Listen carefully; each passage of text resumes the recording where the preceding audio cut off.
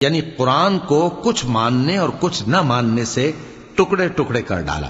سو تمہارے پروردگار کی قسم ہم ان سے ضرور پرسش کریں گے ان کاموں کی جو وہ کرتے رہے. پس جو حکم تم کو اللہ کی طرف سے ملا ہے وہ لوگوں کو بے دھڑک سنا دو اور مشرکوں کا ذرا خیال نہ کرو. ہم تمہیں ان لوگوں کے شر سے بچانے کے لیے کافی ہیں جو تم سے ہنسی کرتے ہیں، جو اللہ کے ساتھ کوئی اور معبود قرار دیتی ہیں. سو ان قریب ان کو ان باتوں کا انجام معلوم ہو جائے گا.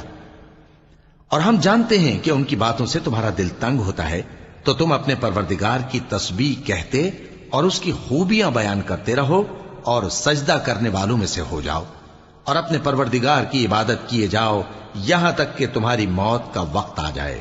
شروع اللہ کا نام لے کر جو بڑا مہربان نہایت رحم والا ہے. اللہ کا حکم یعنی عذاب گویا آ ہی پہنچا تو کافروں